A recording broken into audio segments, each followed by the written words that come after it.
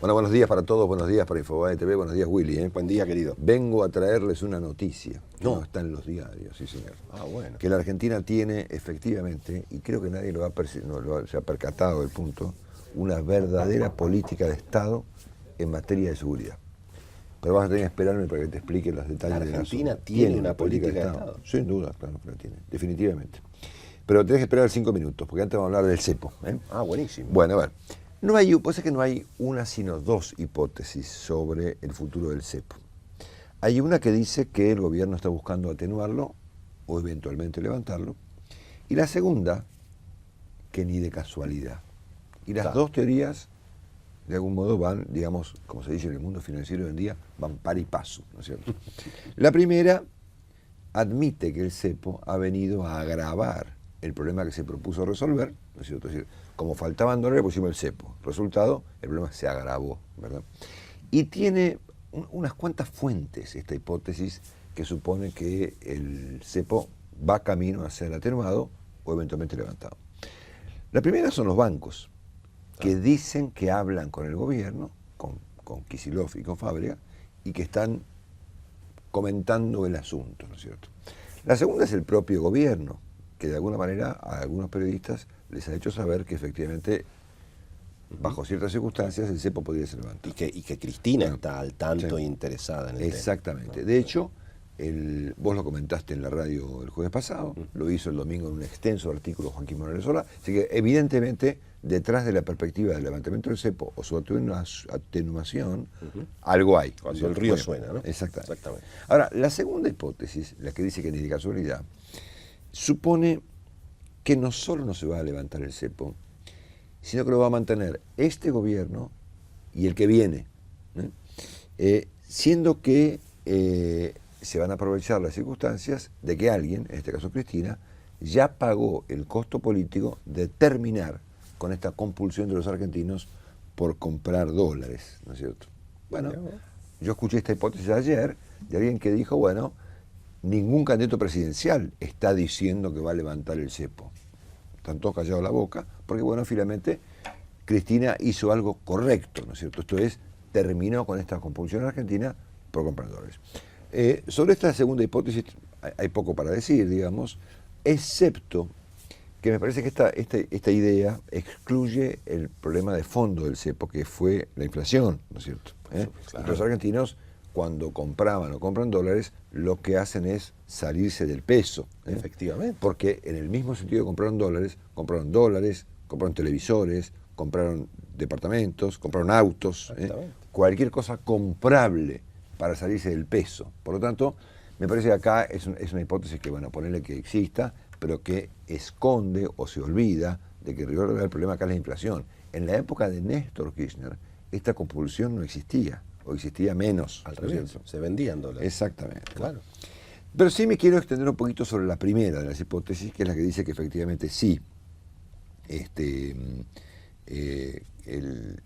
cepo puede ser levantado. Vamos a darla por válida para plantear desde ese punto de vista. O atenuado, me gusta. Atenuado con un desdoblamiento. Exactamente. Acá el gobierno se enfrenta, como siempre, a un dilema clásico, ¿no es cierto? En este caso es el del huevo o el de la gallina, ¿no es cierto?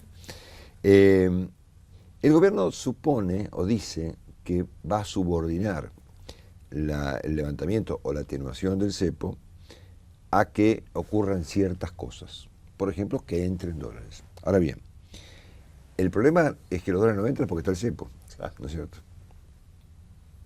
Entonces, yo he escuchado ayer alguna idea de parte de algún funcionario de alto nivel que dice, bueno, en realidad arreglamos con el Repsol, con el Club de París, le pedimos plata, no sé, a Goldman Sachs, a algún banco, emitimos algún bono, Entonces, en ese contexto, si se dan ciertas condiciones, bueno, el cepo puede ser eventualmente levantado. Pero claro, el problema de la entrada de dólares se encuentra, se choca, se enfrenta con ¿qué? Con el propio cepo, ¿no es cierto? Entonces acá me parece que yo me inclino de las dos hipótesis a suponer que la primera es la correcta, que algo hay acá, ¿no es cierto? Esa gente que yo conozco mucho me ha relatado conversaciones con Kicillof y con Fábrega con detalle respecto de Podemos asegurar que hay voluntad de analizarlo. Voluntad de analizarlo. Voluntad de analizarlo Ahora, de parte de la presidencia. El problema está en que, claro, esas condiciones previas van a ocurrir en tanto y en cuanto exista el cepo. Bueno. Porque el cepo es el principal problema hasta para el propio cepo, ¿no es cierto? Hasta para su levantamiento el cepo se enfrenta con el desastre que produjo en la Argentina el problema del cepo cambiario. Claro. Por lo tanto, Sí, podríamos profundizar que en realidad el principal problema es el déficit fiscal. sí, obviamente. Porque vos Déficit corregís el déficit fiscal, fiscal y el cepo ya no tiene sentido. Muy bien. Ahora, a ver, los argentinos tienen mucho más dólares que el Estado. El problema de la falta de dólares no es un problema que afecta a los argentinos, que más o menos tienen, no sé, 100 y pico de mil millones de dólares. Sí. Gracias a Dios, Exacto. digo yo. Es más, los argentinos tienen en su poder algo así como 4 o 5 veces los dólares de los que dispone el Banco Central. Sí, ¿no es cierto? sí. Cómodo.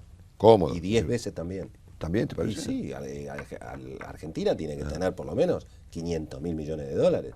Entre lo que hay en Argentina, en el exterior. Sí, cómo no. Sí. ¿Tanto te parece? Sí. Bueno, Ojo que hoy los dólares no valen nada. Yo pensé que Acá valen sí, nada. va a ver. Sí, de paso me traje un articulito que hoy nos habíamos de comentarlo por la radio. Pero a ver, ayer quien emitió un bono, con una tasa un poco alta, obviamente, el 8%, y consiguió 1.000 millones. Más baja que IPF. Bueno, quiero aclarar. Exactamente. La tasa fue 8,62. La misma que IPF. Ok, ¿sabes quién fue? No tengo idea. Ah, te agarré. Sí, no tengo Te idea. agarré en falta, mi querido Sí, sí, amigo. sí, sí. Zambia. Zambia. Ok. Mirá vos. Zambia ayer hizo así y consiguió al 8% 1.000 millones de dólares. Bueno, que sí que dólares hay hasta para Zambia. Hasta para Zambia. Entonces, a ver, a mí se me ocurre una idea en tren de aportarle a esta historia alguna perspectiva de solución. A mí me da la impresión de que las condiciones previas al levantamiento del cepo no se van a dar nunca, ¿no es cierto? O se van a dar poco. Y no se van a dar justamente como consecuencia de ¿qué? De la propia existencia del cepo. Hasta que el BID, y hasta que Goldman Sachs, y hasta que YPF, y hasta que Vaca Muerta, y hasta Están los juicios con los fondos que no entraron al canje, eso es más complicado. Entonces, a mí me parece que siendo que los argentinos ya están protegidos, los que han podido hacerlo, por supuesto, contra la inflación, y tienen muchos dólares, y acá lo que hace falta es que exista un procedimiento por el cual puedan entrar dólares para la inversión, que es un tema fundamental, digamos, ¿no será momento de hacer algo audaz? Porque el gobierno tiene mucha audacia para enfrentar a una montaña de enemigos. El molino de viento. De enemigos inexistentes. Ahora, audacia para enfrentar a la realidad veo poca. Entonces, yo me acordaba de una historia que me contó en privado una vuelta, que es medio pública, además, porque él creo que después la contó, el propio Martín Redrado, que fue presidente del Central, con Kirchner. Que me dijo, un día tuvimos una corrida, o Kirchner entendió que había una corrida contra el tipo de cambio. ¿Qué hicimos? Pusimos la guita arriba de la mesa y dijimos, a ver, ¿quién se anima? Entonces, había un nivel de reservas, por ahí un poquito mejor que el de hoy. No había el déficit de ahora, no había la emisión de ahora. Exactamente. Y se enfrentó... Tampoco había el elenco de gobierno. Claro, está bien. Pero ahora está Fábrica, ponerle Sí, que sí. es un poco más Sí, razonable sí. que lo anterior. Sí, sí. Bueno, entonces, se enfrentó un problema cambiario como se enfrentan los problemas cambiarios en los bancos centrales. Es decir, se le hace frente ¿con qué? Con reservas. Con las propias reservas, Claro. digamos, ¿no? Entonces, a mí me da la impresión de que en todo caso perderíamos menos reservas de esta manera, enfrentando eventualmente una corrida con esos golpes que pegan los bancos centrales. No te quepa ¿está? ninguna duda, obviamente. Acomodando el tipo de cambio en algún nivel, digamos, entre 8 y 10, Sin ¿no es duda, cierto? Que es sin duda. como está, ¿no es cierto? Sí, de hecho, el mercado libre ayer contra bonos, el dólar valía 9.60. Totalmente libre. Exactamente. Ahí es totalmente libre, valía 9.60. Entonces, me parece La a mí nafta que vale 15. este dilema de el huevo o la gallina, esto es, las condiciones previas o ir al punto, digamos, yo me quedo con la gallina acá. Sin duda. Sí, me parece que acá hay que levantar el cepo y eventualmente, en un lapso determinado, 30, 60 días, enfrentar las consecuencias y cobrar los dividendos de levantar el cepo. Pero claro. Porque esto no es solamente costo, ¿eh? O sea, estamos claros, se levanta el cepo y seguramente algunas personas dirán, bueno, yo aprovecho y compro algo ahora. Ahora, también es cierto Hay gente que va a vender. que hay gente que va a vender. Por supuesto. Y gente que va a vender, que hoy no puede vender dólares. Naturalmente.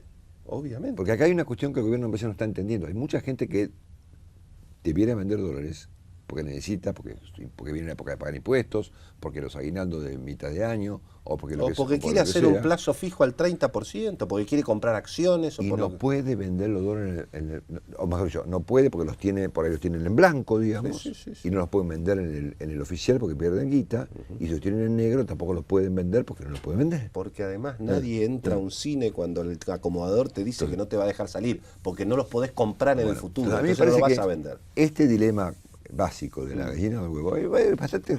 A ver, si vamos a esperar las condiciones razonables que pone el gobierno, entonces que primero lleguen los dólares, claro, no llegan porque chocan con el cepo, o las condiciones que proponen los economistas más críticos, que dicen, no se puede levantar el cepo, porque hay que ajustar el explota la Argentina, entonces habría que hacer una ajustada, está fenómeno. Ahora, en el mientras tanto no se va a levantar nunca. Ya explotó la Argentina. Claro, va a tener razón la hipótesis B, que dice que no se va a levantar jamás. Entonces, es muy difícil que eso ocurra. Nada, es simplemente un aporte al debate. Bueno, mira estos números. Acá tengo datos que extraje de la última encuesta, que es así de gorda, pero saqué 4 hojas, de la última encuesta que ha hecho Mariel Fornoni, ¿no es cierto? ¿Qué dice? ¿Qué problemas son los que a usted más le preocupan en la provincia en la que vive? ¿Buenos Aires o capital, Tucumán, ¿no es cierto? La inseguridad, 89.5. Lógico. Te diría que básicamente 30 puntos por encima de la inflación como preocupación. Sí. Muy bien. Segunda pregunta que extraje. En relación al problema de seguridad, ¿usted diría que el tema está empeorando o que está disminuyendo?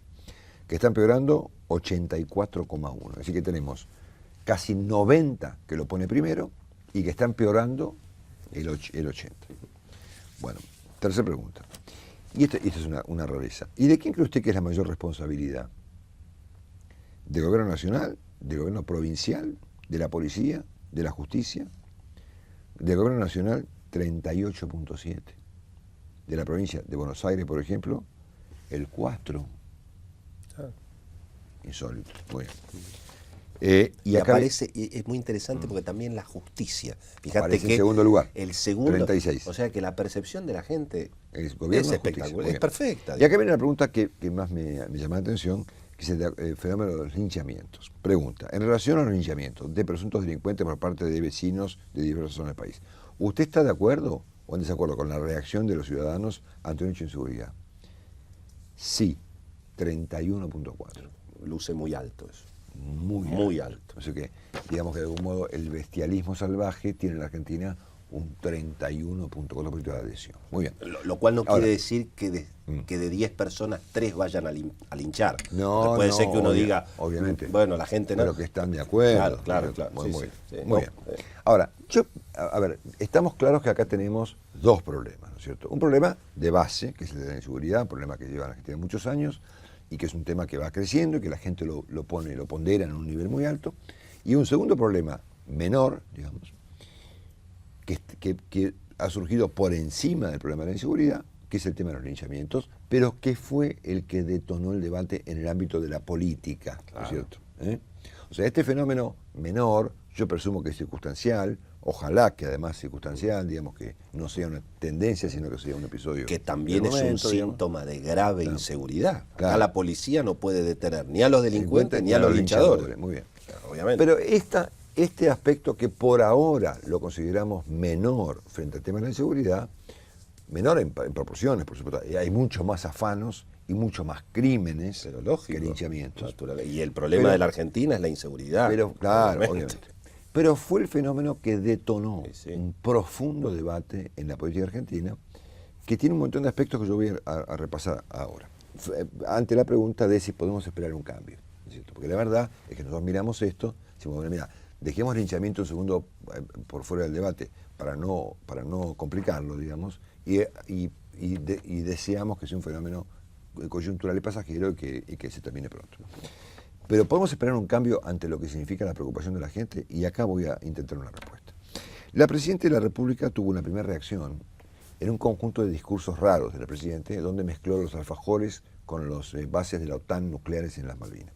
En el medio, la Presidenta planteó esta cuestión social, ¿no es cierto? Es decir, ella dijo, bueno, para alguien cuya vida vale 2 pesos, la vida de los demás también vale 2 pesos, ¿no es cierto? O sea, la Presidenta de algún modo dijo que hay un problema que no tiene que ver con la seguridad o con el delito, sino con las cuestiones sociales, digamos, de exclusión, Claro. y por lo tanto, bueno, poco menos que tenemos que tolerarlo.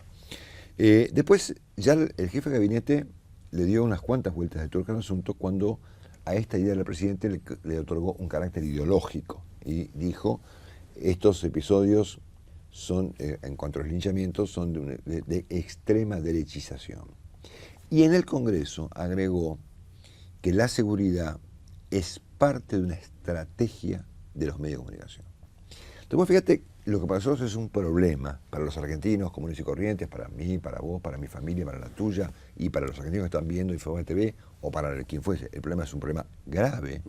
Para el gobierno es una estrategia. O sea, es una herramienta, es un arma que utiliza los medios, y después agregó la oposición, para eventualmente complicar al gobierno. Hasta acá entonces tenemos básicamente, yo diría, otro clásico, ¿verdad? Sí, claro. Esto es, para el gobierno, el problema de la inseguridad es un problema ideológico que tiene, ideológica en cuanto a este aspecto circunstancial de los linchamientos, pero que como trasfondo oculta un problema de clases, ¿no es cierto? Bueno, exactamente Claro. la misma reacción que tuvo el gobierno Claro. en el 2011 cuando Claro. puso el cepo cambiario. Mm. Entonces en ese momento era Guillermo Moreno y Abal Medina Claro. contra la gente, ahora Claro. es Zaffaroni y Claro, muy bien. Ahora, Capitanich. la segunda reacción nos indica que el gobierno, como en el resto de los temas, le importa más la difusión que el problema, ¿no es cierto? Es decir, para Capitanich el tema son los medios. Es más, yo vi por la tele discusiones sobre cuántas veces un canal determinado pasó una noticia, como si eso fuese relevante. Como si ese fuera el problema. Como si fuera el problema. ¿De qué estamos hablando? ¿No es cierto? Bueno, es una forma de Claro. no hacerse responsable. del Es problema. interesante cómo el gobierno puede convivir con los problemas, la inflación, la inseguridad, pero no convivir con su difusión, ¿no? O sea, eso es lo que no toleran del tema. Bueno, hasta acá entonces lo que viene pasando. El sábado el problema se aceleró porque Daniel Scioli presentó su programa de emergencia de seguridad en la provincia de Buenos Aires. ¿Qué podrá ser? Si lo podés leer el programa, puede ser mejor o peor, digamos. En todo caso, y en cualquier caso, me da la impresión de que es un programa que puede dar un resultado en el mediano plazo, pero generó una reacción política más fuerte que esta todavía.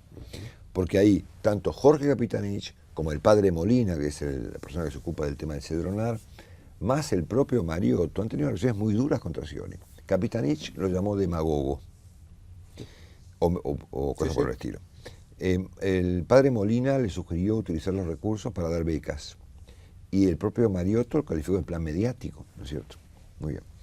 Entonces, y el extremo de este derrape, digamos, en la materia, digamos, es esta crónica que hizo esta mañana en el diario Clarín Lucía Salinas, que cuenta que en la Casa Rosada han planteado que las medidas son malas, porque fomentan la preocupación de la gente. Claro.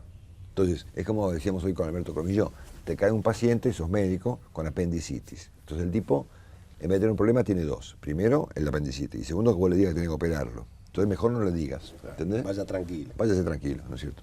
Bueno, entonces, este extravío, digamos, nos enfrenta con una realidad, me parece a mí, ¿no? Entonces, fíjense, y acá voy, con esto vamos cerrando, sobre dónde creo yo que está acá la noticia, ¿no es cierto? La inseguridad en la Argentina es un fenómeno que se le da un carácter ideológico, que el presidente le agregó un carácter clasista, ¿no es cierto? Casi como una justificación, tan grave como justificar los linchamientos, porque viste que el sí pero es el grave. Sí, los linchamientos, la verdad que barbaridad, la gente que le pega al vecino, pero, y ahí chao, sonaste, ¿no es cierto? Bueno, muy bien. Lo mismo ocurre en el gobierno, cuando dicen la verdad que el crimen, que barbaridad, que nada, pero son pobres chicos. Son pobres chicos, Valen ¿no? 2 pesos a la vida. Mataron a alguien. Bueno. Entonces, primero se lo explica por el lado ideológico y por el lado de un carácter, digamos, clasista o social del problema. Se lo tolera al problema.